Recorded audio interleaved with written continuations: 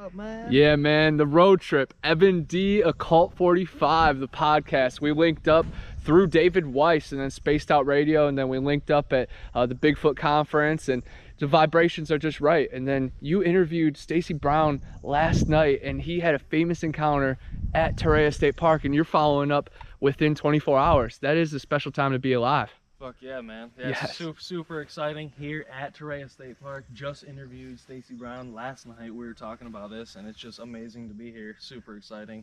But yeah, man, check this out. Torreya tree in this vicinity on the Apalachicola River. Hardy Brian Kroom, pioneer, Florida planter and botanist, discovered one of the rarest of coniferous trees, Torreya taxifolia, circa 1835, and named it for Dr. John Torrey, prominent American botanist. Only 4 other species exist, but they are in the widely separated areas of China, Japan, and California. Kroom's promising botanical career ended in 1837 when he perished in the wreck of the steamship Home off Cape Hatteras. Yes. And the people that don't know, Torreya is gopher wood. That is what Noah used to build the ark. And right here is some of the trees. It is the lightest and strongest wood in the world. And yes, it is only growing here in the whole entire world. It is some special stuff. And right here is also a landmark of a haunted house. It is called the Gregory House, which is so special because it came from down there at Ocheesee Landing, and they moved it up the river and brought it right here on the bank. And there has been tons of paranormal activity with orbs, disembodied voices, strange lights, and things moving without anybody being in the room. They do tours, and they also host weddings and concerts too. But you could just feel it in the air right here. It's magical, sure. Magical ground. 27 of the 28 trees in the Bible right here. And then also a delta that breaks into 4 rivers. One of the only few spots in the whole entire world right here. And we're about to see the edge of the old continent. But keep your eyes in pretty much every window for looking faces. And I love right under there, and the cross space, I start to think, you know, goblins and angelic beings. Right.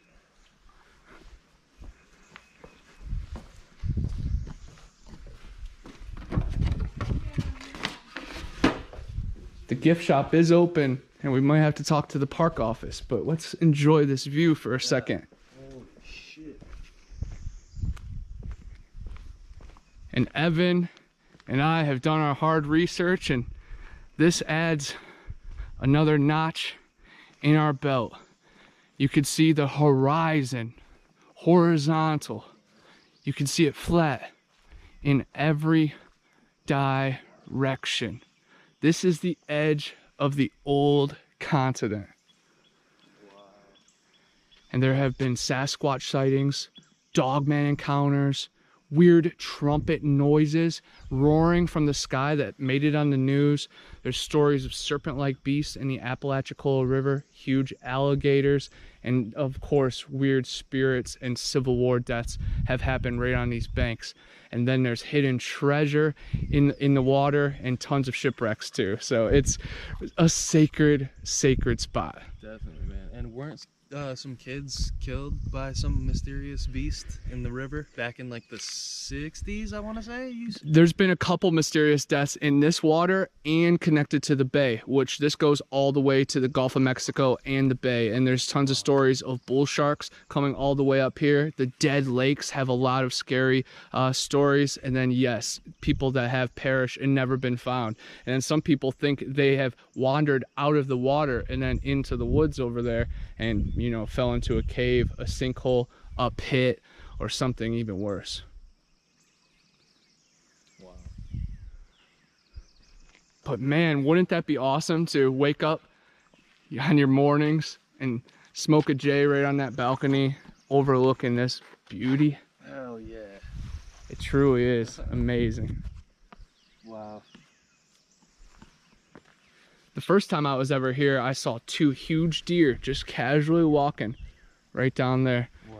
And I was just so amazed. And I actually talked to a witness recently, but his encounter happened more than 40 years ago, right on the water. He was on a field trip with more than 40 kids, but more than 10 of them witnessed from a kayak or a canoe a huge creature fumbling through the woods and breaking everything in its path. And that's just truly amazing, because it goes back, you know, decades, generations, and even Stacy's footage nearly a decade ago.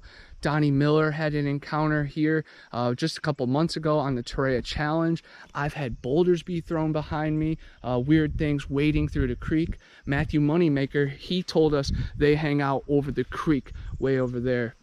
The bluffs over there, they just got protected as a geological site because they found some huge fossilized mammals like manatees and stuff. So that just expands it even more. You have aquatic, you know, ancestors, and then all these weird apes, and then it might go into Swamp Thing, creature from the Black Lagoon, aquatic ape theory. It gets crazy, you know, and it's awesome when you can just feel it right here. For sure. I know if I was a skunk ape, this is where I'd be hanging out. 1,000,000%. And you're from the Tampa area, well, living in the Tampa area right now, and Yep. It is relatively flat and just swampy. So isn't this cool being in this part of Florida? It adds so much more. Yeah, a lot different for sure. For sure. Pulling up into here, I was saying that same thing. I was like, wow, I haven't been up into the Panhandle yet. This is my first time. So awesome, man. It's sacred, man. It's For sure. sacred. And I just heard like a weird popping noise off there to the left, and both of us are recording, so we'll be able to check that audio. What an amazing spot. Right here is a Civil War area.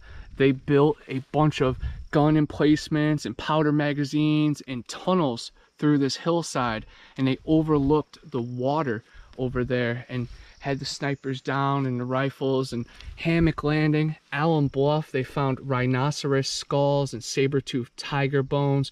Rico's Bluff is very well known. The Narrows, that's one of my favorite because I'm a Halo player.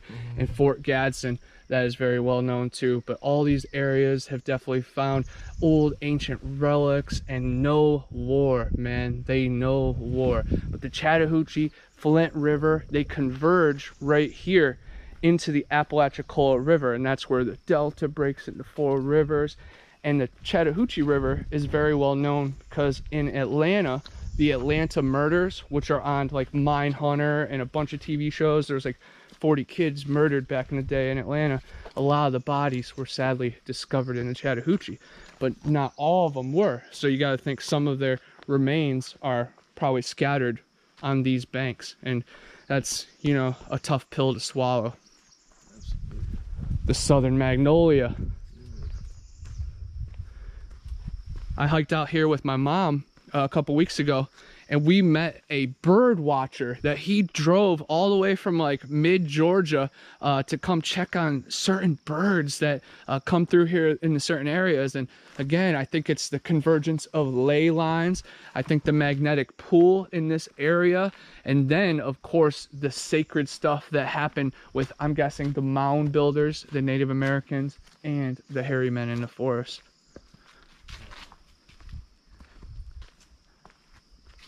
I got a cool video and many pictures of a big footprint right on this trail that was about twice as big as my hand. So it was about 13 to 14 inches. So it was a young male, I'm guessing. Wow. You took a cast of it? No, I didn't get to cast that one, but I got a lot of pictures. I did cast a couple in this area. I have casting supplies today, so hopefully if we see any kind of indentation or even knuckle print, that'd be amazing. Supposedly there's only about 10 confirmed Sasquatch handprint casts made, and I've seen a few of them.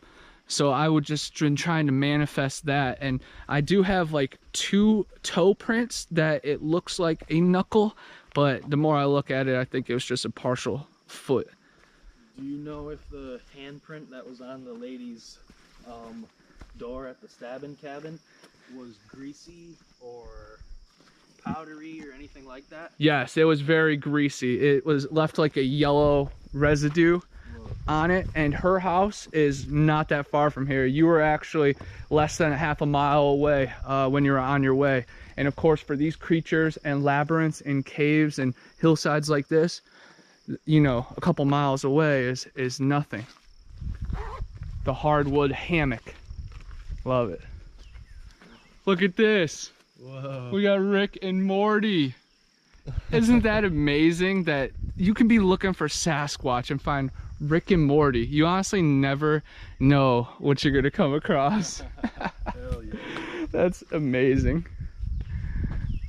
A lot of land out here, man. For sure, for sure. I'd be hanging out here all day if I was a skunk ape. A lot of places to hide out and take cover, and foliage, you know, really blends in. We don't have much visibility past, like, I don't know, 23 feet inside the swamp, you know. And then on the trail, there's things that could cross really quick behind us and in front of us when they know we're looking away. I know a lot. Some researchers even wear one of these back here. Yep. You know. Yeah, I've definitely had a lot of success holding my camera backwards because they're focused on my eyes and everything. But yeah, they constructed the battery right here. They find fragments of the tools all throughout here. I'd love to do a metal detecting, and I've done the ghost box and tried to communicate with some of the old soldiers and Native Americans and even some of the slaves that were in this area. Wow. Yeah, the Confederates, they were perched up right here. And best believe Evan has had extraterrestrial contact, so his vibrations are very strong. So I am very sure that whatever creatures are in this area, they can feel them. And even just small like indentions like that, like you can tell that's like, you know, kind of looks like a foot, then that looks like a foot. But you know, of course, those aren't castable. That's very, very little. But you got to keep your eyes on stuff like that. And then soon enough, that five-toed bare footprint will reveal itself. But if you're not even looking, then there is no chance of finding. But as you can see, with all these little dugouts, the creatures and Sasquatch and even the coyotes can take cover to great success. Oh yeah. And you will see a lot of red birds here, the cardinals, and I love it because I'm from Ohio and that's our state bird. So I'm like, you know, I see it as I'm in my right spot, of course. But I was also told that the redbirds are loved ones, you know. Visitors from heaven. Visitors, yes. Yep. And I think that's such a cool thing that your redbirds are here, my redbirds are here, and you know, chemistry, friendship, and all that grows. Does it all go back to just the redbirds getting along? Maybe, but I love how it's micro and macro in this world. It's really cool seeing all the dugout tunnels and excavated areas. How's it going, brother? Good, how are you? Good to see you, man. You too. Wow. Look at that, you know, they had these huge pounder cast iron seacoast guns that could just take down a ship. And they had to be silent in these woods. Imagine all the creatures lurking nearby. Kind of reminds me of the Vietnam rock ape situation, how, you know, over there in the jungles, they had to be exactly quiet, of course, and then they'd hear the rock apes and then the Viet Cong, and it's just pure chaos. And there's also a lot of stories from Vietnam too of them seeing shimmering beings, like a predator type, cloaking type being. That's exactly where they got the idea. Right. Man, that's so crazy. And think about all the off-book, you know, missions that they did. Like, we know about Vietnam, we don't know about all the South America stuff that was going on. And yeah, man, predator, aliens, even just like simple things like Shrek and the Grinch and the Tooth Fairy, you know, it really resonates. It was really cool the other night how the show with Gemma really connected with you and I, and she was definitely appreciating our knowledge on it. Yeah, I got her info too, so we're gonna be doing a show soon. That's amazing. Yeah. Yeah, well, exactly what she was saying was pretty much stuff you've described. Yeah, for sure, man. It's cool hearing people talking about the same stuff as you've experienced, so you know it's not just you seeing this stuff. Right. It makes everything make a little bit more sense or connect, and then she's coming from a whole different avenue and angle, and it still makes sense, and that's where the source energy, you know, it all comes from something. Definitely. Whoa, you know what kind of tree that is? With those like sawtooth leaves? Not entirely sure right off bat. Cool. Hopefully on the Garden of Eden tour, we'll see all the 27, 28 trees, and they got the signs and all the information, so maybe we'll deduce it down. Or I'll have to rewatch one of my old videos and do some research.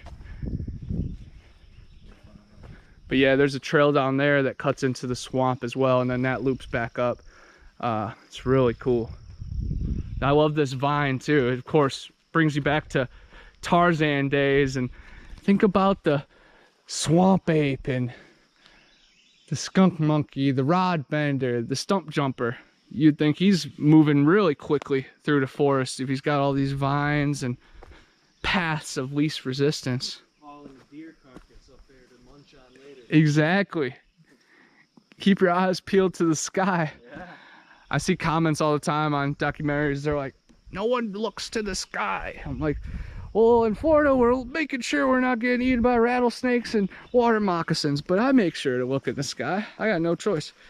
Like look at this. Whoa. Yeah. Absolutely. Yeah. Come on this side. You can see it, the heel right there. Toes. That is amazing. Huh. Wow. And that's as big as, way bigger than my hand. I'd say about 10 inches. Mm. But you can see the toes. You can see the prints. Oh, yeah. And the slide. The heel slide. Look at that. Shape's right there. Not even a half hour into it, we are coming across some solid evidence of the skunk ape.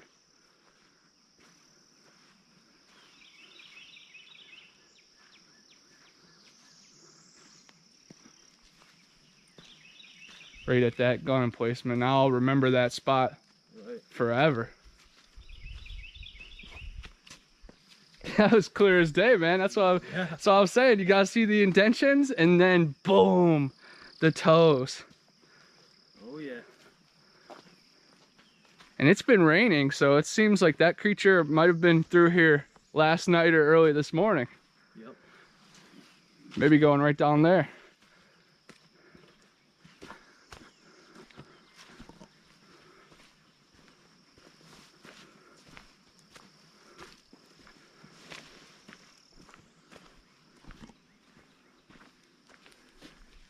The alligators.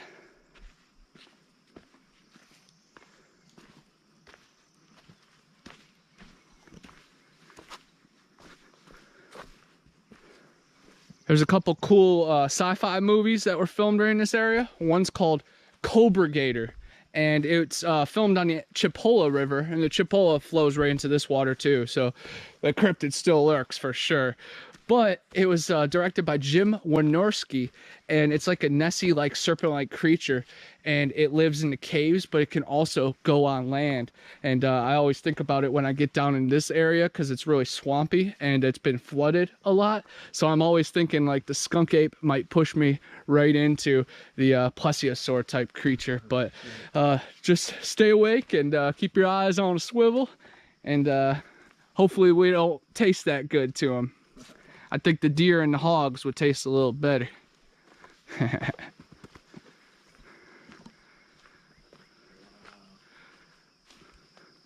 I just love how there's so many levels to it though. Dude, for sure.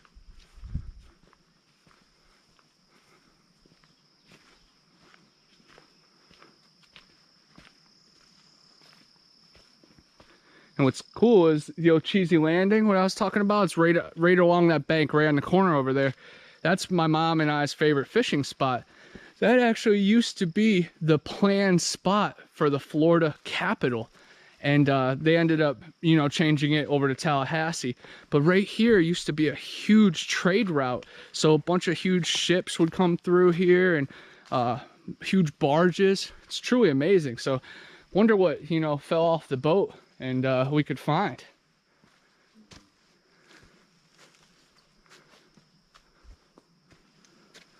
What's the name of the river you said? The Apalachicola. That's the Apalachicola River? Yes, sir.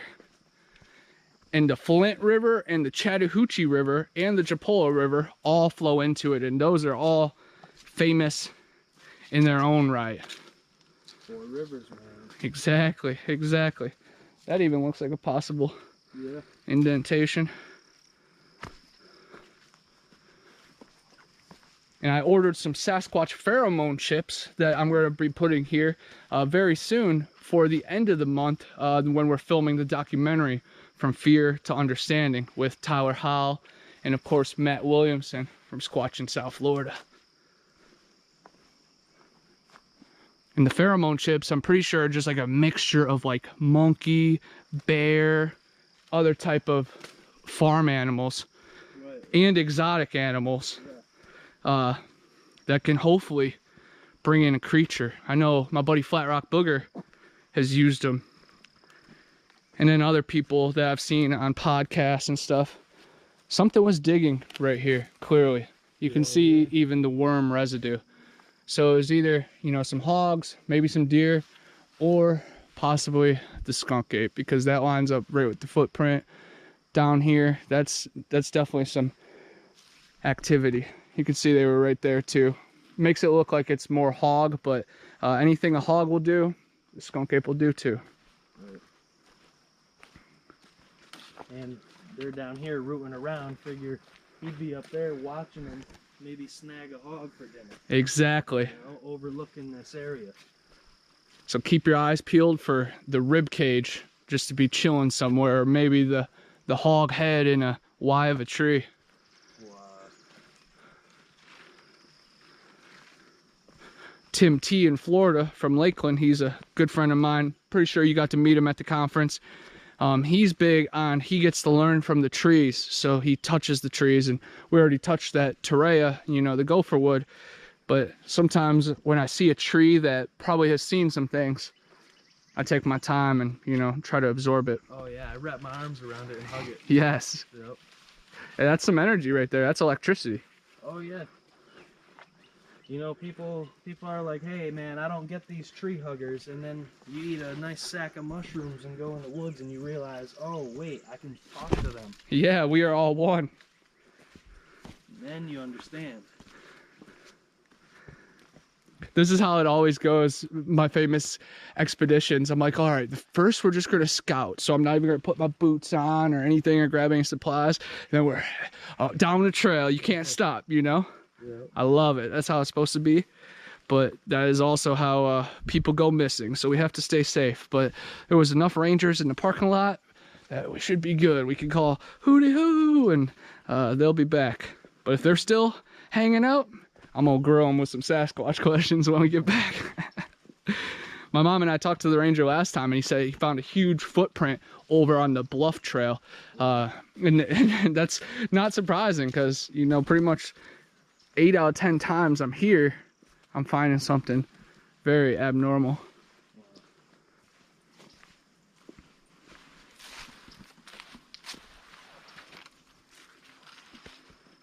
It definitely gets weird after dark. That's when things really start happening. But an early morning after a storm, you know, like Rune glyphs back in the day? Yeah. Kathy Westerman, she's from the Mid-Florida team, and she has her own team too. She was posting different ground glyphs like this that, you know, trees fall or maybe just sticks a line, and it goes back to old rune glyphs of like the Viking times and old Native Americans, just old tribes, you know, saying like, don't go there, danger, food, family of 3. There's all different signs. It's a whole language before we were all just constricted to our 26 letters. Yep, and there's tribes that still use that, you know, in the woods. You get to a certain spot, it means we got food here. you can bum some from us or stay away. Mm-hmm. You know, they communicate with that.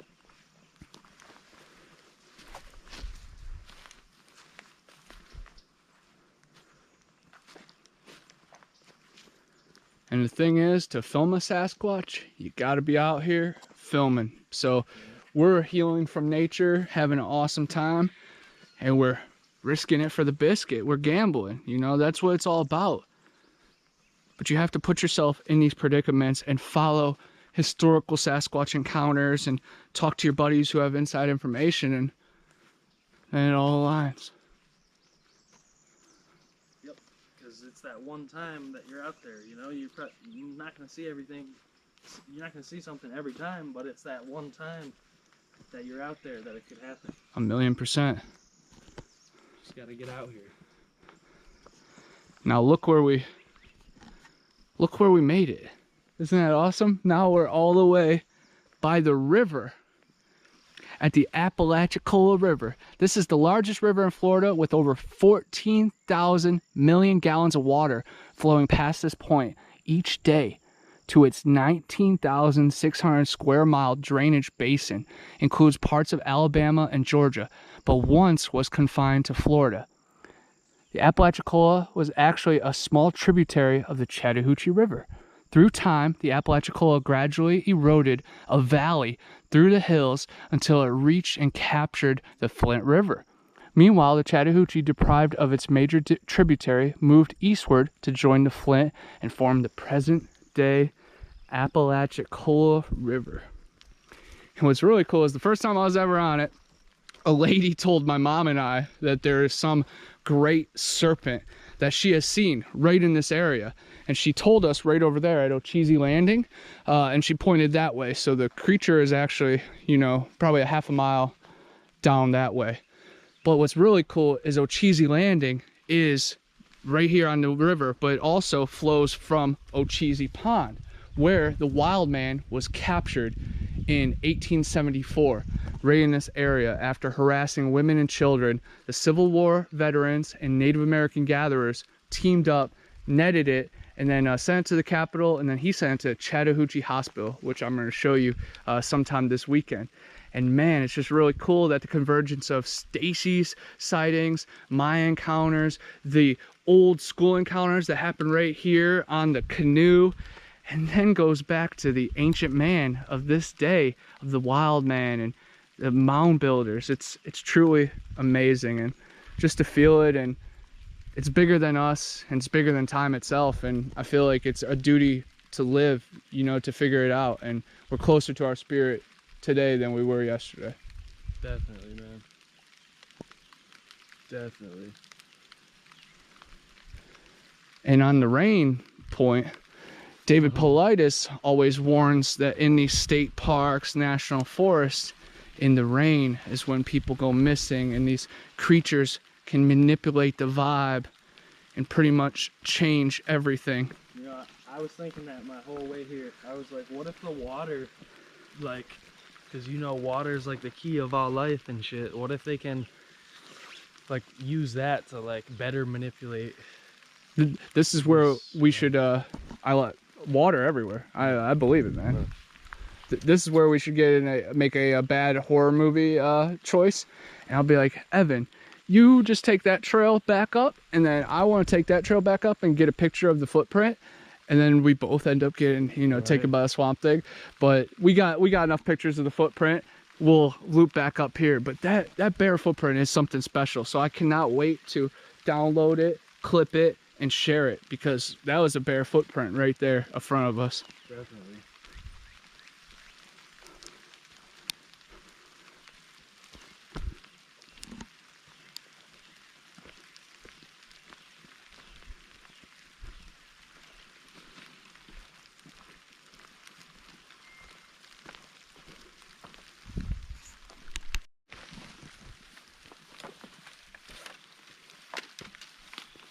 Perfect canopy to stay, you know, pretty dry. Yeah. Oh yeah.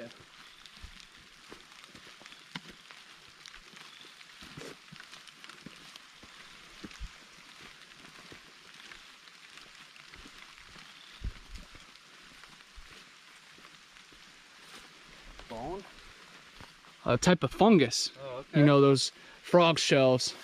But of course, perfect food for a Sasquatch creature. Fungus snacks. Yes. We're a little closer than our Bigfoot brothers than some would like to admit, you know? Yeah. Definitely. Leave this right here where you can get it. Yes, sir. Done with intention, and he'll remember it. I was just gonna say that, you know, just that intention. Here's a gift for, you know, they know that shit. 100%.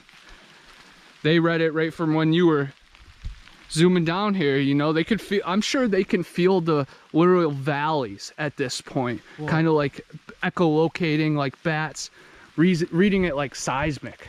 Yeah, and even midweek, before I was even 100% on coming here, in my head, we were driving somewhere, and in my head, I was saying, I'm coming to your woods, man. I'm coming, you know? I like that. Yeah, yeah. That was like Wednesday night or something. I had a weird anomaly happen last night that, like, right before I was falling asleep, I heard like some kind of like, like it wasn't like, it didn't sound like a person. It was just like an internal sound, and it was magnificent. I don't know if it was like my cat making some kind of different sound, but it was just a sign from something more, you know? Right. Something's clearly been trampling through here. Oh yeah. Yeah, this loops all the way to the beginning of the park, and it's amazing how many labyrinths and hidden trails are here in Torreya. So cool. Oh. That slug there? Yup. I was trying not to kill him. He was like gray and green, and I don't know. Wonder if he's naturally that color or just takes the color of the stick. That was like a snail. I said slug, but it was more like a snail. They had like a shell. It's like an alien. Yeah. Alien snails. On Resident Alien, the TV show, the octopus is like the earthling alien, so it's pretty cool. But we've all heard that before.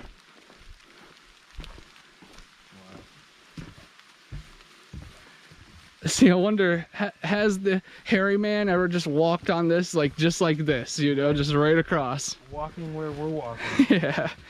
I know animals definitely have. Some nail marks. Yup. All right here. Yeah. Wow. And then right there, you can kind of see like a little swamp canal. Whoa. Would be a perfect place for a gator or a swamp thing. Oh yeah. And you know how the gators dig in under the bank, you know?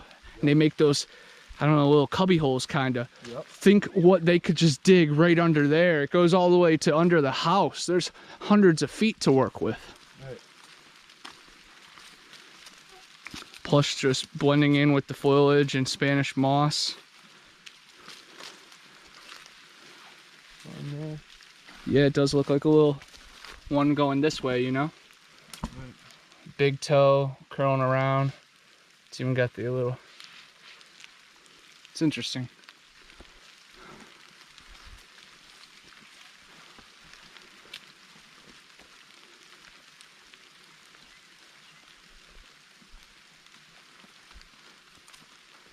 The last time I was over here, I crossed one of these logs and like stood in the middle, you know, looking for alligators.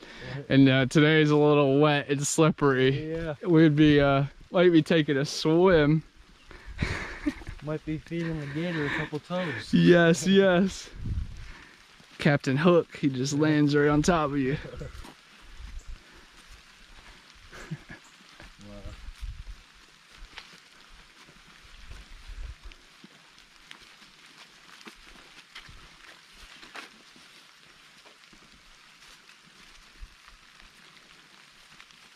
So cool. Bamboo and sugarcane, you know, those type of woods, those are really malleable and perfect for, you know, creating fortresses with.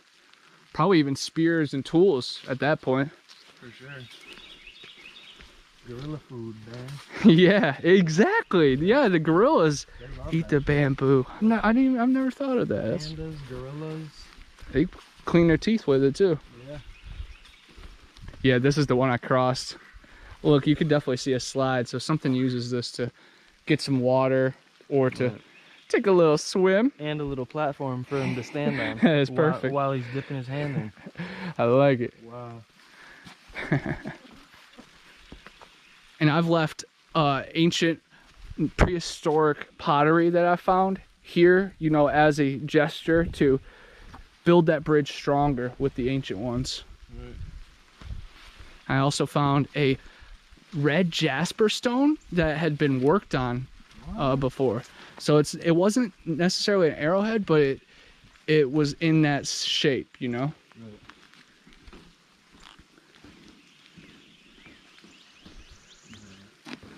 Jasper stone.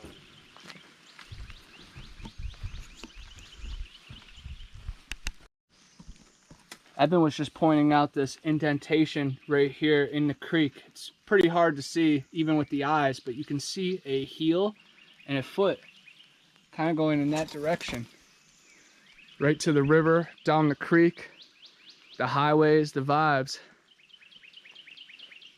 And the foliage, man. The cabbage creatures could just be right past there and we wouldn't have a clue. Internally, we would sense it, but externally, we wouldn't see it. Right. That's a beautiful thing. Close your eyes and you begin to see. Yeah. Yeah, this reminds me of the Congo a lot. Just looking at this, you know? The canopy and everything. Yeah. So this little side trail called out to us, and we see this on the tree.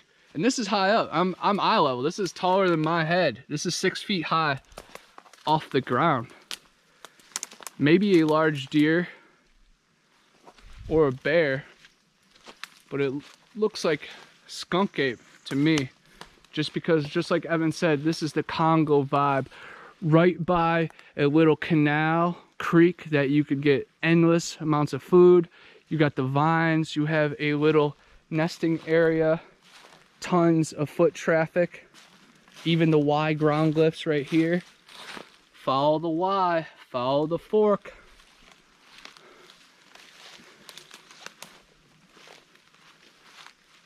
And then that hillside could just hide pretty much anything.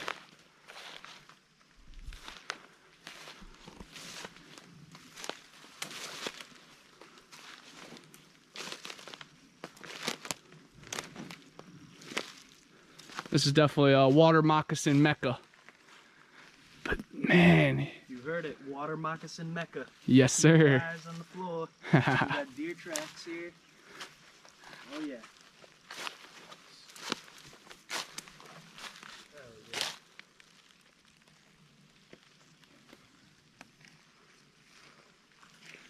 I always love these.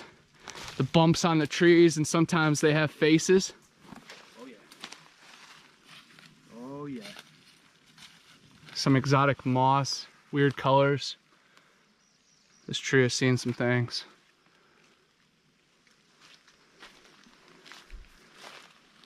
Game trail goes right underneath it.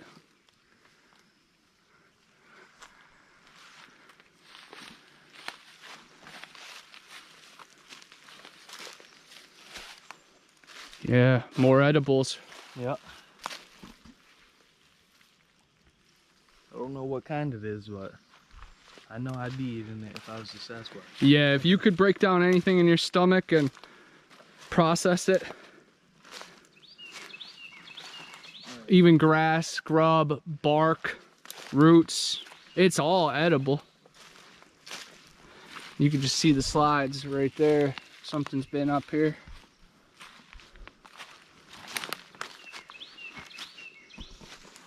This must fill up a lot down here once it floods. Oh yeah, this was all filled up, you know, 2 weeks ago. Wow.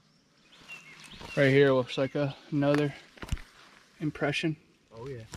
You could see it's not just natural, something has pressed it down hard.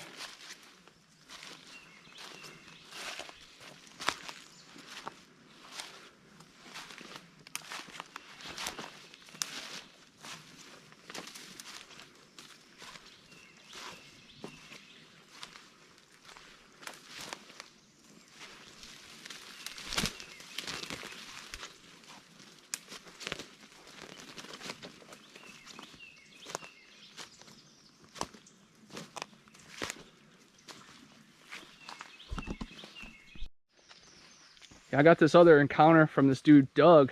He sent me. I camped Torreya, setting my tent up at the back right at a high trail. Sure enough, at 1 a.m., sticks started popping. The monster was breathing right over my tent, and I am sure he could hear my heart beating. He then walked to the next campsite and removed pot lids looking for food. Earlier that night, our hiking group could see biggie heads sticking out of the ground.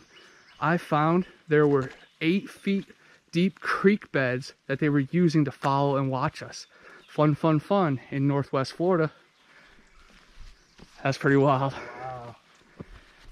And Stacy's told me some stories about when he's camped in Chattahoochee that his tent got pushed into, and it's just crazy that it gets really that intense after dark, and there's no warning signs or anything that said beware of Sasquatch. So I feel like it's on us to raise awareness and spread the word. Spreading Sasquatch awareness across the world. One day at a time. Right, across this flat earth. Yes, sir. And Evan, you've had encounters with elf-like beings. Yep. Usually every time I go into the psychedelic realm, normally through DMT, they contact me every single time, and normally it's the same being. Weird, almost looks like us, but bigger facial features, bigger ears, and wearing these weird glasses with like hypnotizing things in them. Yeah. And these strange green overalls. And that being usually presents himself to me every single time I go there. Wow. And I recognize him instantly, you know. And it's usually the halfway point in the trip. That's when they slow it down and they get like right in your face and really let you see them.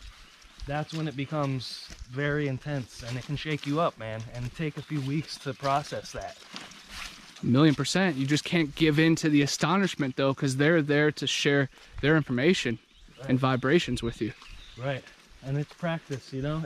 I'm getting better at it as time goes on. It's amazing. You said one time you woke up kind of like Neo. Could you explain that? Yep. Woke up, it was probably the halfway point of the trip. I opened my eye, my third eye. All these experiences are eyes closed. So, but it's more vivid than this right now. It's so vivid. It's hyper reality, man. Mm-hmm. So I wake up in this tank of pink fluid, just like Neo in the Matrix when he's plugged in with the big ass needle in his head. Yeah. And I woke up in that same type of fluid, pink like goo. And I could see like shadowy figures outside the goo.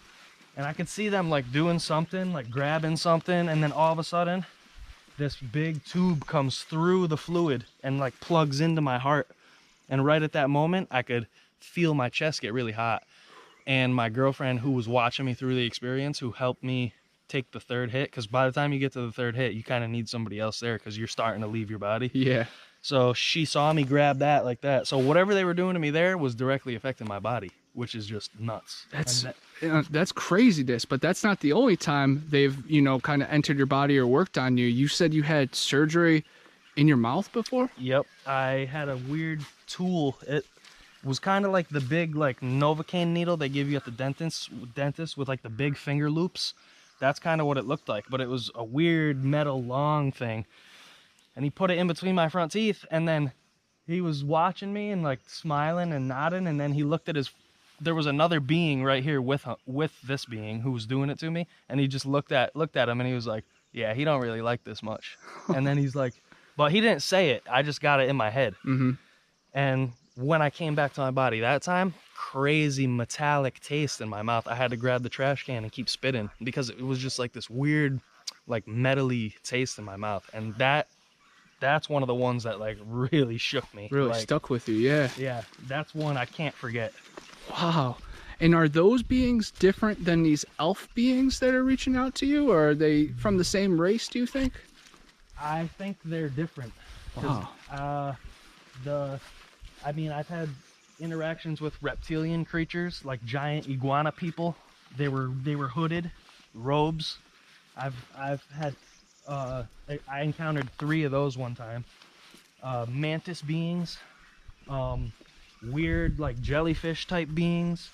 But typically the elves are the ones that show up every single time. And now it's to the point where if I do high dose psilocybin, I can sense them around me, and sometimes they'll be in the room with me, open eyes though, like I have my eyes open and they're in the room. So it's pretty crazy, man. That's amazing, and that's important research, and it also dates back to what the ancient people were doing. But then you start to hear, you know, similar occurrences and encounters, and people that been under the same potions, you know, encountering these same creatures, you know, essentially. And that's just amazing, man. Yeah, and after going through a lot of these experiences, I have just like a knowing and a deep sense of, there's Mr. Deer right there. Yeah, good eye. Where there is deer, there is predator. Right. But yeah, a lot of the stuff we talk about, I just have like a gut knowing. A lot of it isn't questions for me. A lot of it is I just know because it's happened to me. I've interacted with these things face to face. It's repeatable. I can make it happen every single time I go there. I don't know what the deal with that is, but it's every single time I go there. Mm-hmm. So, and it's every single time I use DMT, especially, that's when these beings show themselves for me. And of course, DMT is pumped through breathing and our pineal gland and every living thing in our ecosystem. Yep. And it's almost safe to say all plants contain DMT in some level. You know, the acacias and the mimosas have a higher content, so that's where people extract it from, those type of plants. But I mean, probably all these plants here have it, just not in as high of a concentration as those. Exactly. And then we have the story of the burning bush, Moses on Mount Sinai. That was an acacia tree. Acacia, high DMT, he's talking to God. Okay, now you're seeing the correlations. 1,000,000%. And with the hairy man, there is mentions of Sasquatch with Esau, or even descendants of Cain and the Nephilim. So again, it's all the same compounds, the chemicals, even the same creatures and characters from our stories, our ancestors. It's important research, and someone has to do it. That's it, man. That's what we're doing. And of course, what you've talked about in the past with Operation Looking Glass and even MK Ultra, you know, there's been mental experiments in this country's past. Check this out, that's pretty cool. So you got the cross, then the random one right there. It spells it, I-T. Wow. Huh. And it kind of looks like the Pennywise, like font and stuff. Dude. Woo! Very weird. So either we got killer clowns out here, or maybe creative hikers, or just the forest is speaking to us. And luckily we were here to gather the message. Oh yeah, this is like straight up gorilla enclosure right here. Look at that. Yeah, good eye. That thing is a beast. Hey, buddy. Wow. I don't want to hurt you. I almost put my foot on top of him. I'm glad you didn't. I know it. Everybody's out enjoying the trail today. Oh yeah. The birds, the bees, the beetles, and us, the conductors, the architects. That's right. Beautiful lily trail, or whatever these are. Very cool. Yeah, it's cool how they're kind of see-through. You see that? How you can see the green through it? Yeah. Right there, man. That just shows how nature can. Nature will. Yep. It will find a way. So your podcast is Occult 45 Podcast, and people can listen to you on Spotify and pretty much wherever podcasts are. Apple Podcasts, any podcast player. I'm not on YouTube right now just because of the subject nature. I'm kind of trying to figure that out. I might put the videos up at a later time after editing, but right now I'm just audio only. And yeah, man, check me out, Occult 45. coming at you from Tampa, Florida. Yes. And we talk all the woo, man. Yeah, that's how I love it. It just all connects, man. That's why I feel like Stacy felt so at home, because he wasn't, you know, pressured to talk about Bigfoot only, but it all resorted back to the ancient man. Right. But yeah, man, the David Weiss Flat Earth episode was awesome. Is there any other ones that you really recommend to people? Who's some people you've interviewed? Jessica Jones was a great one. Yes. Another Bigfoot researcher from Georgia. The Cryptid Huntress. And she actually camped out right at the Chattahoochee place. So she has researched this area too. So isn't that awesome? Like, you spread your wings and boom, you get reimbursed real quick. Right. Looks like something could have been laying right there. That's what I was going to say, yeah. So it looks like something was maybe laying there. But yeah, who else was a couple other legendary shows that you had? I know you've had 11 episodes so far. Yep, 11 so far. Definitely Mark, the host of My Family Thinks I'm Crazy. That's my fellow Connecticut brother right there. Great show. He's also the booker for Tinfoil Hat with Sam Tripoli. Dope. And yeah, man, I definitely recommend that one. That's a good one. The David Weiss one was awesome. You know. But yeah, man, we're at episode 11. I can't wait to just keep building, man, and just nailing these awesome guests. I mean, your episode was great when you were on. For sure. That was awesome. And then just a couple days after, we end up meeting, and you know, great thing was formed. It's special how, again, you stick your neck out there. Like a turtle wouldn't get anywhere unless they stick their neck out. Right. Someone just said that proverb on Squatch in South Florida. It was Dave Sheely, owner of the Skunk Ape headquarters. Love it. Well, look at that, you know? Wow. That's a view. That's a view there. And something with, you know, x-ray vision, so to say. He could scan that just like a bat, just like a dolphin, just like a whale. Yeah, we're working up a sweat now going through. I don't need this. Yeah. I brought it for the rain. Exactly. I don't need this.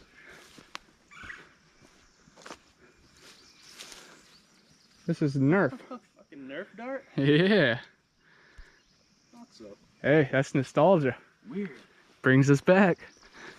Even the Rick and Morty and Nerf darts, like, you go for the natural world, and So weird. even the AI shows up once in a while. Right. Mine's not waterproof. Well, I have the case. Right now, we're heading to the campsite. We just talked to the ranger, and he told us to check out Rock Creek. He's told me in the past about a Boy Scout encounter when they were camping out here. They had some nocturnal visitors. And of course, the Stacy Brown footage with his dad almost a decade ago happened right around here as well. And that was featured on Animal Planet, Discovery Channel. Finding Bigfoot came out here and did an episode. Cliff Brackman, Bobo, they did a reenactment. So as, you know, supernatural fans and Sasquatch researchers and just enthusiasts of the outdoors, this is the Mecca. And a little bit of rain is not going to stop us. And it actually might bring us a little closer to the anomalies out here.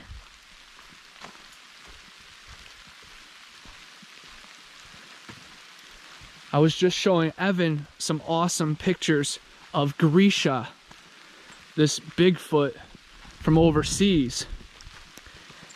And there are some very clear pictures that show him inspecting a car, his dreadlocks, and even his face.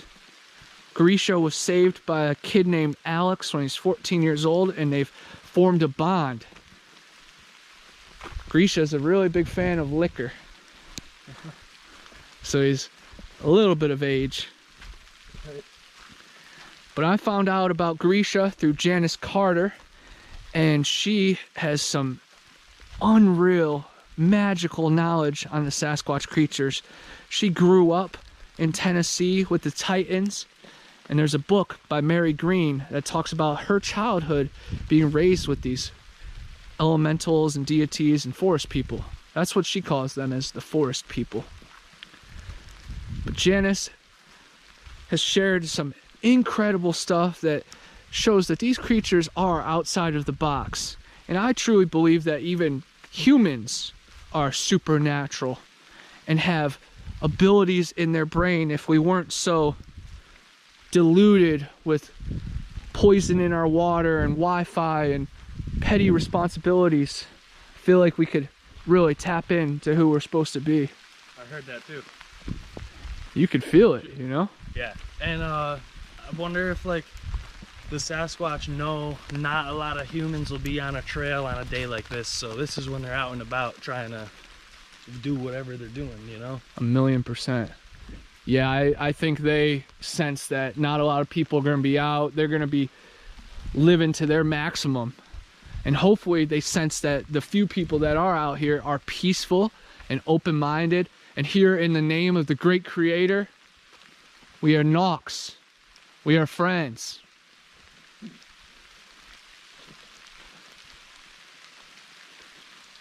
We represent the man who died for all. And so do the forest people. And no better place than the Garden of Eden to do some research. So cool.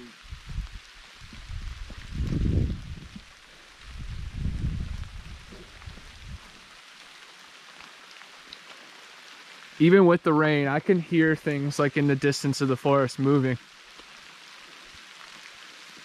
Trains and planes going near, they usually use that chaos and that kinetic energy to hide and camouflage. And rain just creates that, just like how you were saying, it just makes the whole grid a little bit more malleable. Right.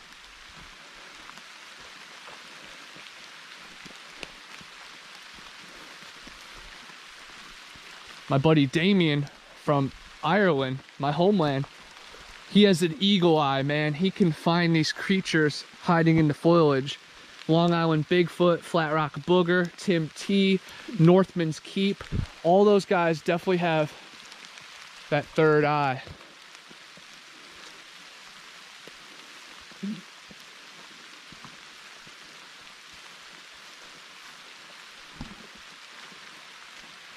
What's cool is I've documented Torreya in so many different ways, and each adventure has been different.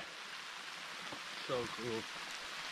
Imagine what could hide over there.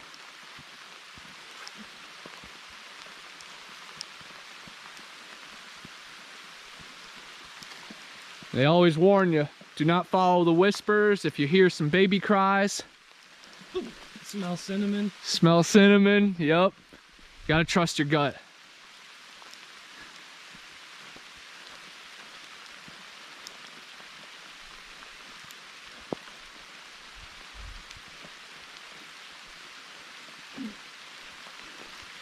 There's stories of dog man, feral packs of dogs, cat people, the Panama frog man, little people. We filmed the Void Cat in this area. We filmed Zillafoot in this area. Of course, those are fun fictional movies, but they definitely have some kind of tie to the history. I have seen feline-faced beings as well Wow. in the DMT realm. That's interesting because there used to be, you know, the lion people and stuff, and Yeah. the ancient tribes. Yep. Oh man, I just knew the name yesterday. I just was listening to something about that. But yeah, compelling stuff, man. Yeah, the dog-headed creatures go all the way back to Anubis, you Right. know? Yep. Cave carvings and petroglyphs in the side of pyramids and mounds. I almost wore my Anubis ring too. It's a Anubis head. Wow. Yeah, I had it on and then I washed my hands and left it at home. Hey, everything happens for a reason. There might have been a Anubis rival out here. Right.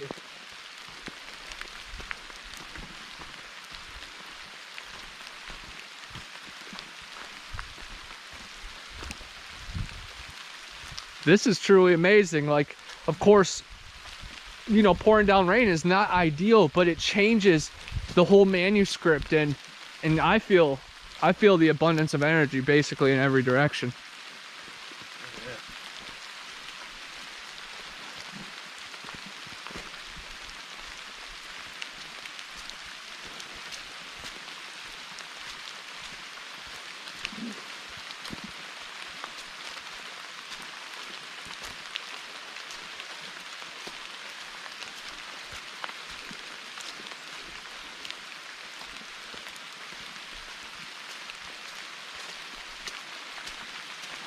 And that footprint will be washed away. Yep.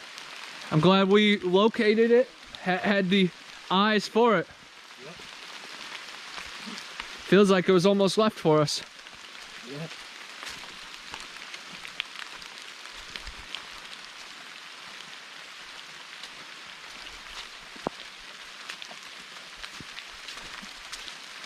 Oh.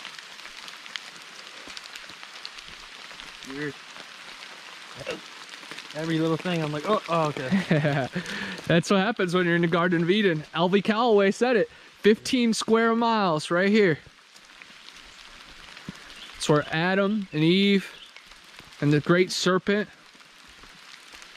and Cain, a lot of people think that Bigfoot is a descendant of Cain, the marked one.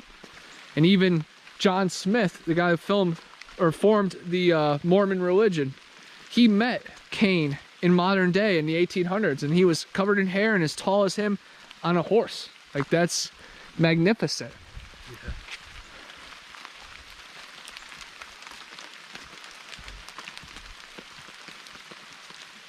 Showed up on, see that? Bent over. Yeah. The arch to the Skunk Ape. And some people actually pull out their EMF detectors and get readings on these structures. So that'll be cool. We'll see if it starts to beep. That's fucking cool, dude. Yeah, Matt Williamson, Squatch in South Florida, he has a tri-field meter that picks up even more, you know, information. And it's really cool that your eyes and ears pick up some, but there is a whole realm of existence. And I know you know through your psilocybin and just energy trips, you know, you can fast and you can meditate and you can hum and you can deep breathe, and it will take you places, you know. It will show you that not everything's so cut and dry and simple. Right, so what if these beings have that figured out to a T, and they can control their DMT levels and go into these different realms where we can no longer see them, you know? 100%, exactly. And it's all inside their pineal gland. It's truly amazing because we were just talking about it. Gold, silver, crystals, all inside our mind. That combination, I feel like, could put you into a wave form. So you would be able to tap into this dimension and out of this dimension. And we're going to the Rock Creek Primitive Site, where I had one of my more scarier Sasquatch experiences. And I actually filmed myself after, and I was like all quiet and jittery. And now that I'm thinking about it, I might have been wearing this hoodie because it was raining, and I had the same mindset that I'm gonna wear my rain jacket. Wow. And what happened there? It was when that creature was wading through the creek right below us. Okay, And what was weird is it was disconnected. It wasn't right in front of me, but I felt like it was trying to either lure us or it was trying to tell us, don't follow me. This is a place of no return. And my buddy Ronnie, who's a military veteran, very gung-ho, he was being pulled towards this creature and wanting to climb down like broken trees. And I was just not having it. And it was late. It was raining. I had Pilates and Steve Stockton on my mind. I wasn't for it, you know. And now coming back, I already feel a little bit more comfortable. I've been out here alone and, you know, dedicated my time. But it was chilling, and it was cool because I was scared in that moment, but then other ones I was very calm. Like on another loop around here, we hesitated for a couple minutes and we were just talking, and then a boulder got thrown behind us on the trail. Yeah. And it was pretty much like, warning, you know, get out of here, get it moving. And I didn't feel any alarmment or anything on that. It was more just like, okay, you know, they were kind enough to let us know.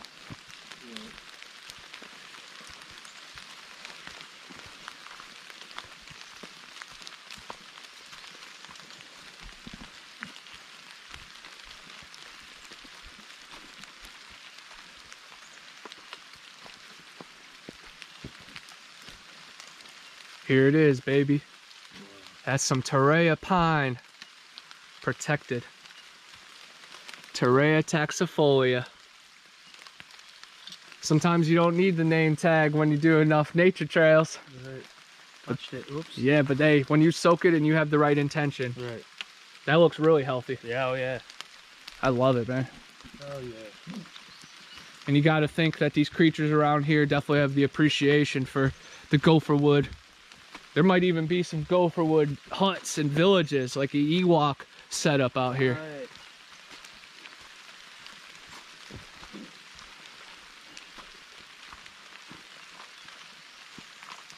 Can't wait till we can watch the Finding Bigfoot episode of right here and reminisce on hiking the same trails as Barackman and Bobo and Stacy Brown Jr. Right, dude? Some of the trailblazers in this industry, community, and just open-minded people of this world. Two of them right here. Yes, sir. Evan D, Occult 45, and Bigfoot and 9, Connor Flynn. This will definitely be a chapter in one of my next books. The Evan D road trip. Hell yeah. But it will definitely fit into a Torreya chapter as well. Us finding the footprint. But our expedition is still young.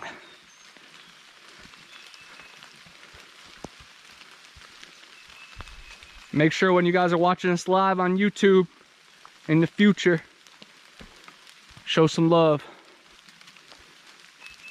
Because reaching out can make awesome things happen. I commented on Evans saying, love this interview on him and David Weiss. And then he heard me that night on Spaced Out Radio. Spread your wings and you're gonna fly.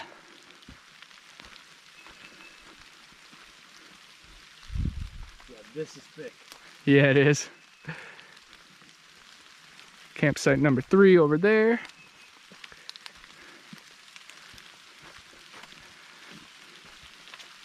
I would love to be a park ranger though. Just patrol all this, pick up garbage. Right. I could get lost in that.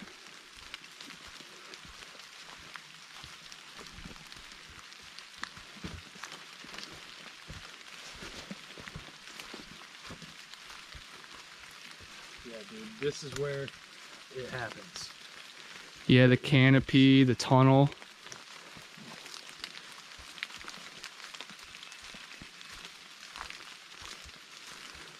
We have no weapons on us.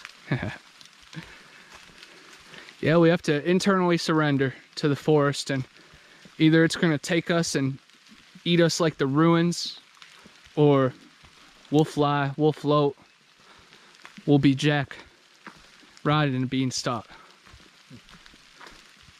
But there is definitely something to Jack and the Beanstalk and Castles in the Sky and Hobbit, Lord of the Rings.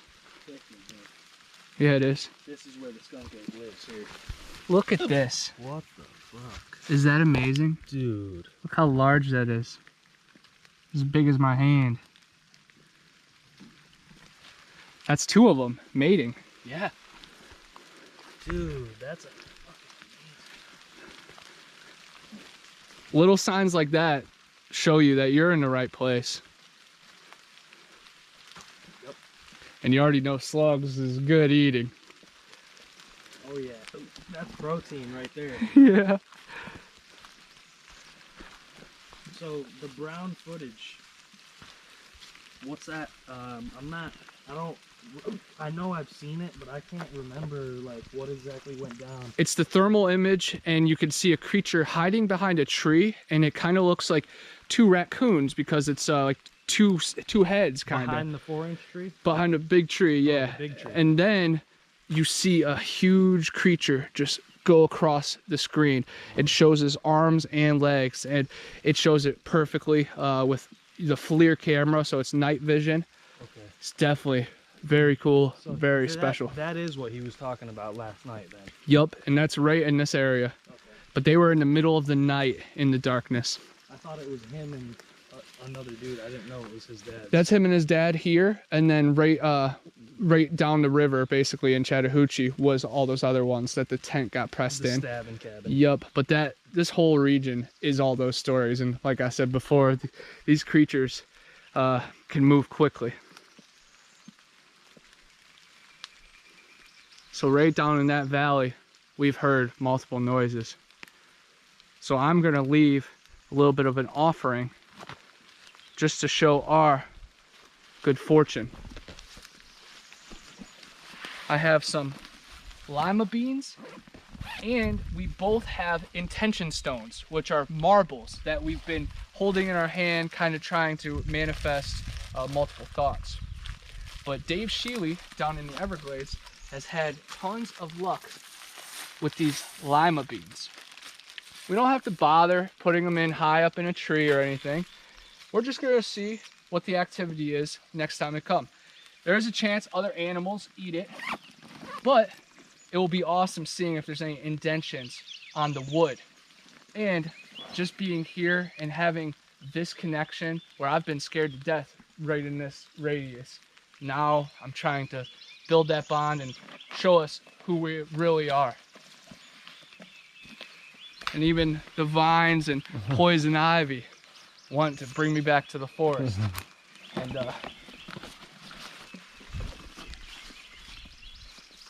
it happens out here. it definitely happens. But it shows that how thick the vineyard is and how all these fallen trees have created a new oasis. Yes, before Hurricane Michael, this was a wildlife refuge. And now it is something new, but it still holds many secrets and the vibes are still strong. And as you can see, these stumps still hold, and old CB Tate, he used to camp out right inside there. So you gotta think there's been a lot of other things and creatures, puckwudgies, little gremlins that call this place home. But yes, the lima beans will show us that we are friends and family and come in the name of the great creator. It's a special time. Hell yeah.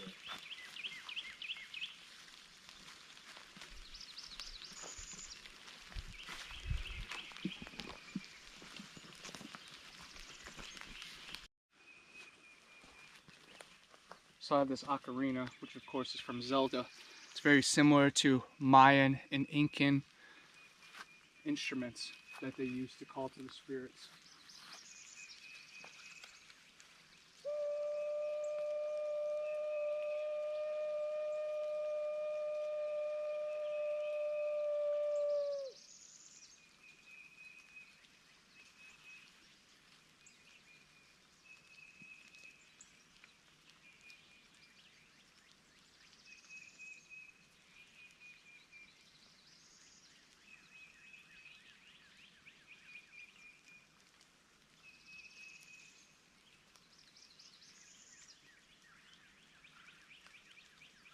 Of course, in the Zelda game, Link, he calls to his horse with the ocarina.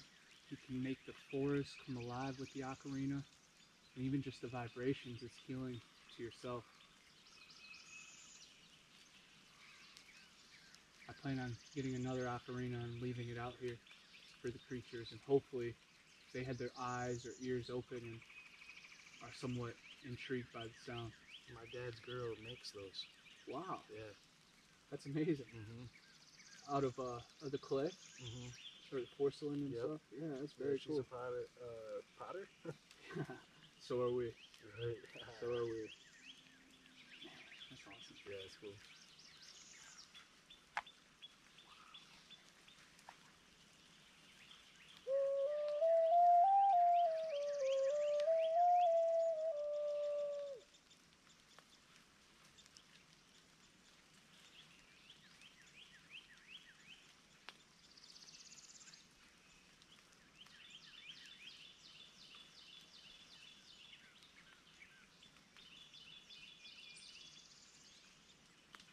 Even these raven mockers and mimickers.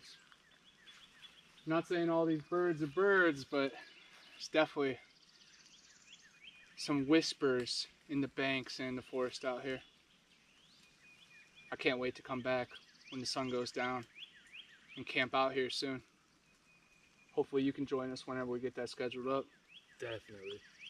And then we can really tap into the vibrations of some psilocybin and have some people that are sober that can keep guard, and then us that can maybe be the magnet pulls, you know? Go deep. You got to go deep. 1,000,000%. You know? But the universe reveals its greatest secrets to those who dare to question. 1,000,000%. So, You have to seek. And that's what we're doing out here in the rain right now. slowing down. Yeah, just for us. After you did that, it slowed down. Just like in Wind Waker. The Ocarina of Time, baby. That's cool. I need to get me one of those. Gotta have her make me one. Yeah, some love put into it would be awesome. She makes different keys, you know? Yeah. Crazy. Yeah, we sell these at my comic book store. Really? Mm-hmm. It's even got the symbol there. Yeah. That's fucking cool, dude. I thought I lost it in my Mecca, but then I found it, so it's meant to be. It's been in multiple Skunk Ape Meccas, and Matt Williamson just bought a baby blue one too, so we're gonna have a little Ocarina course. Dude. And then I'll bring the ukulele. Yes, sir. And play some ditties. I got a ukulele at the house, so we can bust it out in the cave. Oh yeah, for sure. Heck yeah. Definitely.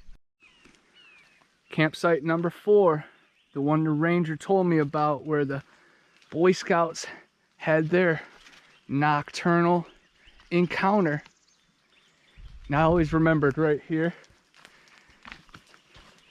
kind of giving me the heebie-jeebies. But I have grown since then, and I'm excited to see what was waiting for us over here.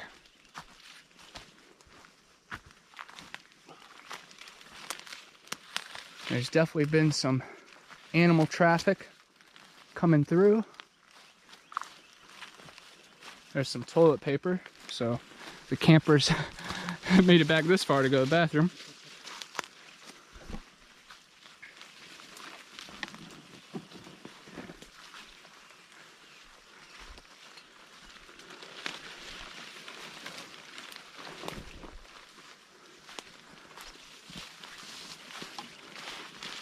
Ooh, this is a really cool little hanging tree.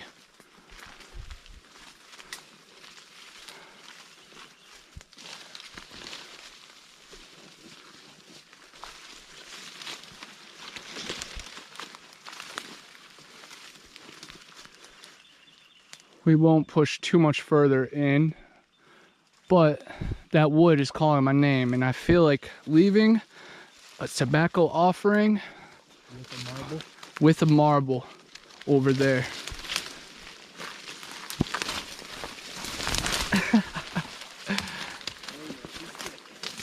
Oh yeah.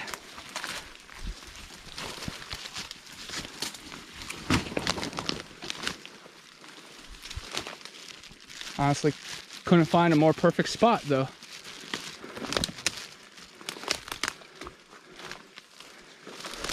So what did the Boy Scouts experience that night? I think they heard some shrieks in the night and then something walking right outside their tent. So there is a correlation with camping out here and that creature or these species having that, I don't know, they not privilege, but it's their woods after dark. And if you're out here, they're gonna come right up and mess with the teapots. Put this on the tobacco? Yes, I think that's an incredible idea. Make a little nest. My offering to the woods. Our offering. That is amazing. And Evan drove all the way from Tampa this morning to be here. And that's what it's really about, bro. So daps on that, man. Hell yeah. And Stacy's out here in spirit with us, and Donnie Miller, RPG, all the other people that are proud of us, man. We're linking up in real life and making this happen. That's what happens when you go virtual, spread your wings, and then you're out here in nature. One with the skunk ape and the mother goddess that shows the green all around us. Wow. Good vibes. That's even just artwork too. Like, Yeah, that is amazing. for sure. Micro, macro. What's inside is outside. And again, more signs. The pine cone, the pineal gland. It lines up with galaxies, seashells, and even our thoughts, vibrations, our voice, And of course, our third eye. The ancient frequencies, the Fibonacci spiral, the golden ratio, even the bees and the beetles. And Chaz will tell you the bees got some information. That is for sure. The relation to UFOs. Yes, sir. Bees. Levitation. And even in Jupiter Ascending, they said the bees can seek royalty. I just watched that a couple of months ago for the first time. Everything's connected.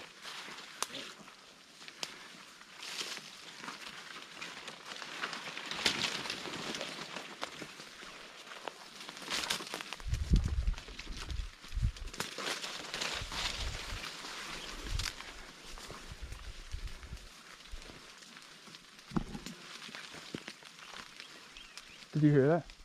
It's like a weird, yeah. There's vibration too. Like I felt it right here. I did hear that. It's weird.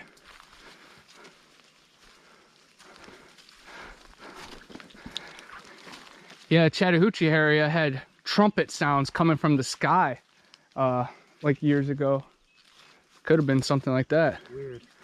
Yeah, feels like something's in that valley. Yeah, sure does.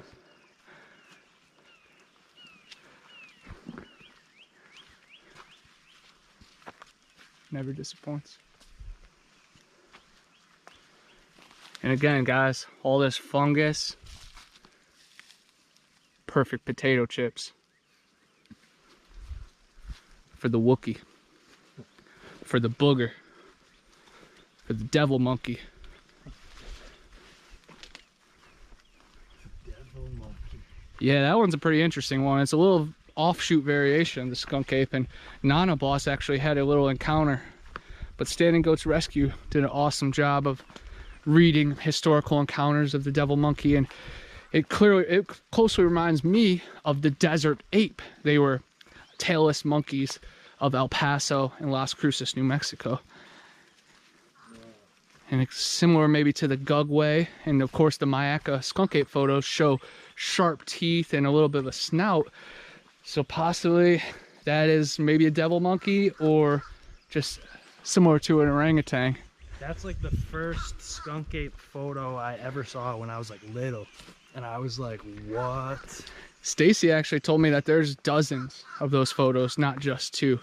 Right. So it's really cool to think that, you know, that was a frequent visitor and came back to eat those apples quite often. As you see, the bows and the bends, teepees, arches, twists, they all represent forest language. Now, what could have done that? Yeah, either a very strong storm or the Native Americans trying to point towards, you know, water, or the skunk ape. Yeah. But it's weird how you don't see any of the other trees pushed that way. Yeah, that would take quite the storm to do that. Yes, it would. So that was accidental rock break right there, or, you know, tree break, but hopefully it will spew off some activity. That's a good thing about burps, farts, coughs. That's a natural call. Growing right up out of there. Oh yeah, good eye. Some more edibles. Life always finds a way. That's amazing. Make sure to get a picture so we can ID it.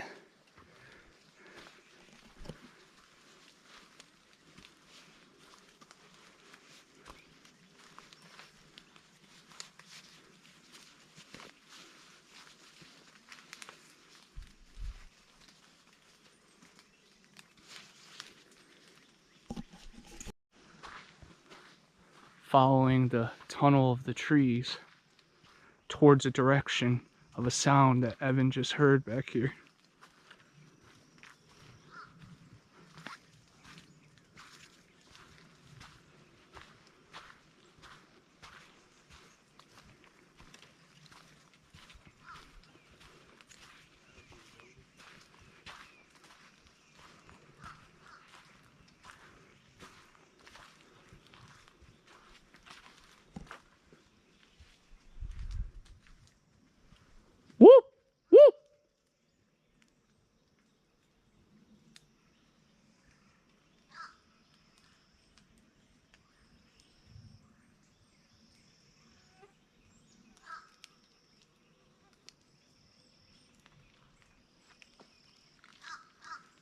And of course, they will get creative with their responses. They will wait till we're passing right by a creek or if something's over our head.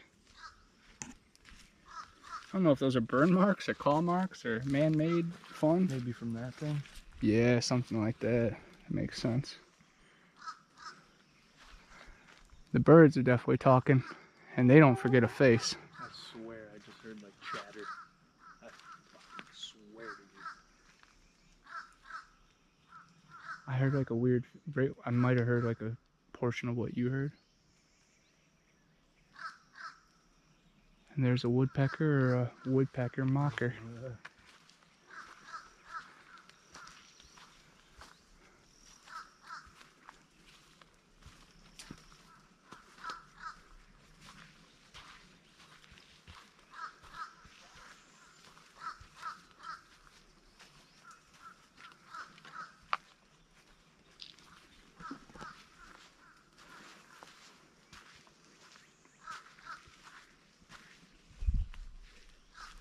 Look at this shelf. That's amazing. I took a video of that shit.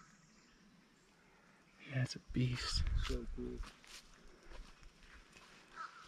It's like elephant ears or funnel cake. That's what the Skunk Ape mixes scones out of.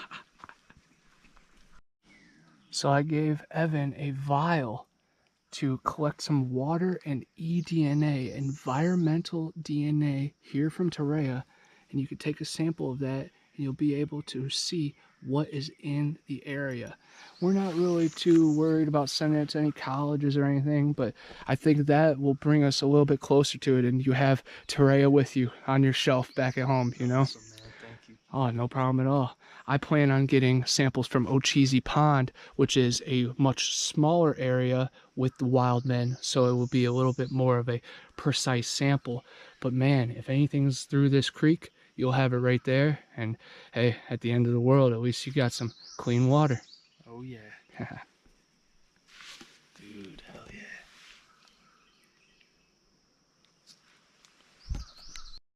We saw this on our way back from Torreya. Abominable Snow Mama.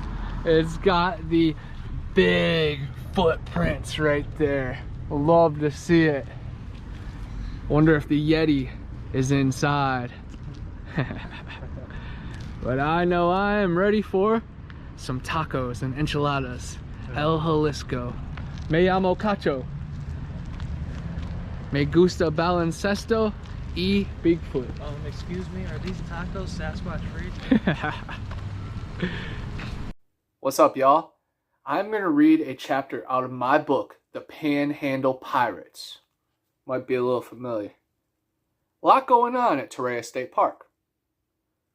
Torreya State Park has it all. Breathtaking views, Bigfoot legends, Civil War forts, and even a haunted mansion. The hurricane tore the grounds apart, but the park's perseverance shines strong. Make sure you're out before sundown. The gate closes automatically. Enjoy the pristine lands and peaks. There's no other place anywhere like it in the Sunshine State. Our original plan was to explore the Big Bend Highlight Arena, but sadly things changed. When we arrived in Chattahoochee, work crews were still active on the grounds. Trespassing signs were posted in all directions. We made a short video before we drove off. Sabercat was really paranoid that the cops would be called. I wanted to at least ask if we could get some pictures up close. Guess I'd have to wait for another day. We chose to hit up Torreya instead. I was very excited because I had been up and down the river but hadn't visited the park yet. I knew all about the famous Gregory House that used to sit at Ocheezy Landing. I have visited the old grounds countless times, but it was time for me to climb that hill. We pulled into the park and went straight to the river. Saber noticed the automatic gate and sign that read, "Closes at sundown." It was getting late, but the sun was still up for now. We had a lot to explore, not much time. But honestly, I didn't believe the gates would automatically close, so I wasn't stressing one bit. We pulled up to the Gregory House and admired its beauty. The clay brick walkway leading up to the mansion was breathtaking. We recorded a short video about the history of the place and began exploring. The house was closed, but we still peeked in the windows and absorbed the vibes. On TikTok, a viewer noticed the curtains moving while I was talking in the video.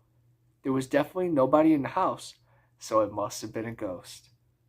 We made it back to the house and were intoxicated by the setting. The treetops and the Apalachicola River were a sight to see. I imagine all the creatures crawling below. So much history, so little coverage. This region was blanketed with anomalies, and most never see the light of day. We followed a trail into the woods and explored the Civil War locations that were marked along the trail. I closed my eyes and envisioned the olden days, hiding out in the forts, aiming at the river, swatting at mosquitoes, and dodging venomous snakes. The alligator and boar were at least big enough that you'd hear them coming. The size and the speed of a clipper, though. We made another short video discussing Bigfoot sightings in the area. I talked about how Stacy Brown and his father captured the best civilian thermal footage of a Sasquatch, and that the Ocheesepan Wildman's ancestors still roam these lands. I also mentioned the Garden of Eden Trail and how it may be a sacred soul. 27 of the 28 trees mentioned in the Bible are in the region. Noah used gopher wood to build the ark, and it's also known as Terea. The only place it grows in this state park. You can be the judge. We found a giant footprint that may have belonged to a Bigfoot. We took pictures and kept our eyes peeled. A silence swept the forest. We took that as our cue to leave. The sun was going down. We did not want to get stuck here. We heard a car making the rounds and figured the park was closing. We made it out of the canopy and began jogging to our car. We were pedaling to the metal as we noticed the gate was closing. Saber floored it, and the future envisioned right before my eyes. I could see the gate closing in on us and flipping our car. Then we would have to be arrested for property damage. Luckily, I screamed to stop, and Ron slammed on his brakes. We came to a screeching halt just inches from the metal. We definitely wouldn't have made it. Luckily, the ranger watched it all unfold and opened the gate for us. We went to Ruby Tuesdays for dinner, washed down our fear with beer. The employees asked us about our adventure, and we told them. One man came up to the bar and acted like he knew it all. He was judging us because the waitresses were more interested in our stories than his compliments. When I went to the bathroom, I guess he was staring at Captain. We left shortly after. He wasn't worth the trouble. We could take on the goblins, demons, and monsters, but I got no energy for a non-believer. We returned to the park April 14th and had a bone-chilling experience. We passed the timeline and were suddenly an hour closer to the park closing. It was sprinkling and the skies were a strange gray. We looked for some gems and then pulled into the ranger station. We then asked about primitive camping and what time the gates would close. Our conversations led to Bigfoot encounters around the park. He told us that Camp 4, the Rock Creek Primitive Camp, was a popular spot for anomalies. Saber knew the direction, so we were off. We told the guy we'd be back in May for the anniversary of the Brown footage. Rest in peace, Stacy Brown. We pulled around the corner and we checked the truck bed for the turtle that the captain saved earlier. We walked past the playground, took off down the trail, and I set up my GoPro headset. We sparked an L, and we were jet set radio. We discussed local stories and looked for tracks as we drove deeper into the forest. I kept an ear out for anything that rang in a certain vibration. I was really feeling out of the woods because I knew its history. We heard some owl hoots from a distance. A hoot from a Sasquatch just sounds a little different. The path was serene. We kept our eyes forward, alert for snakes, but more importantly, ground glyphs. Sometimes the forest people will leave clues or signs on the path that could play as a warning or communication with other tribes. There is a realm of existence well beyond everyday human understanding. We made it to the campgrounds and we were sitting on one of the small benches around the unit fire pit. We mistook it for number 4, but it didn't matter because within the first couple minutes We were climbing below us. It was trampling, creaked through the huge patch of brush. I was frozen because I had a good feeling of what it was. I just wanted to sit still and put my ear towards the presence. We were in a vulnerable spot, a good hike back to safety, and the rain was picking up. I was not prepared to sprint back through the valley of death. We attempted a couple openings, but there was roads blocked by deadfall. At that point, the creature would have been gone or waiting for the trap to see if we were dumb enough to put ourselves in such a vulnerable position. May 12th, we returned for another hike. We crossed a broken bridge and were in a deep thicket. We had a large boulder thrown near the trail about 20 yards behind us. We remained calm, but needed to get out of there. We were delirious from the heat and running low on fluids. We ended up meeting up with Tristan from Hidden Relief. We took some pictures and checked out campsite 4. A lot different vibe than the last time near the creek. Of course, when reviewing the footage at half speed, we found strange figures following us in the woods. One resembled a symbiote like Venom and Carnage in a tree. Another looked like a wolf, a very tall one, and the other just looked like Patty from the Bluff Creek footage. Donnie had a face-to-face encounter days later on the Challenge Bridge. It's amazing how low-key they remain in their realm. They are truly incognito. We have all encountered cryptids.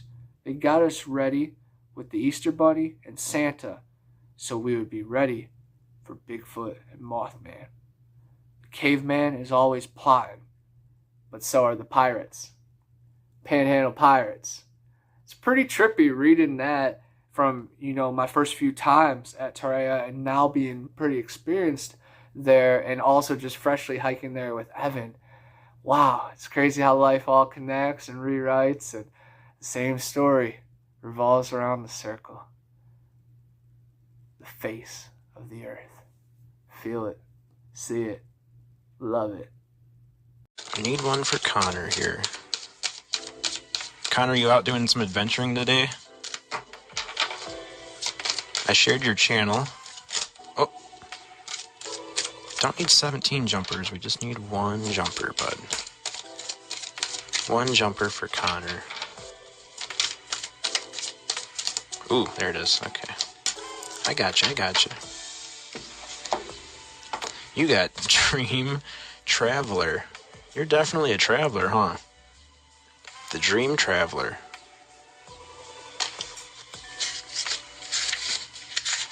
Oh, you're gonna go fishing? Look at that.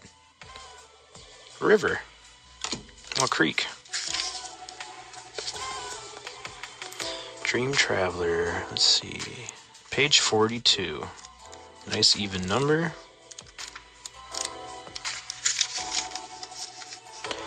You are a channel for spirit. Trust your intuition, hunches, and gut reactions. This is a visionary card with the message that you're on the right path, even if it doesn't always seem like it.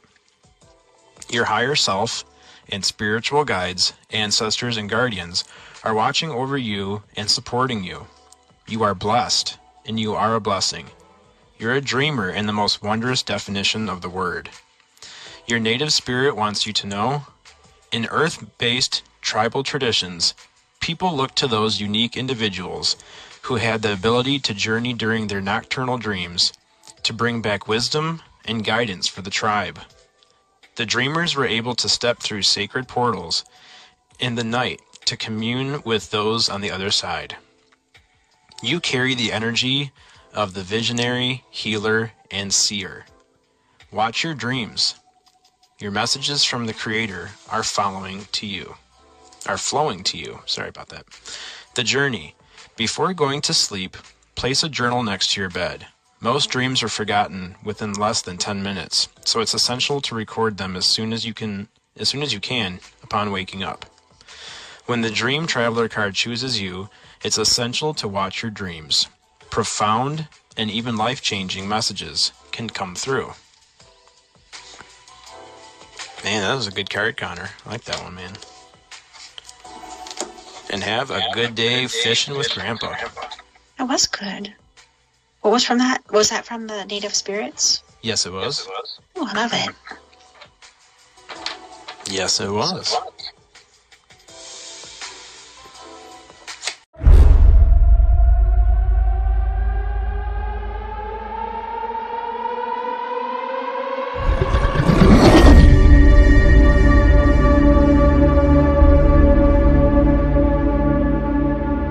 The flesh of the unguided and non-believers fuel this void.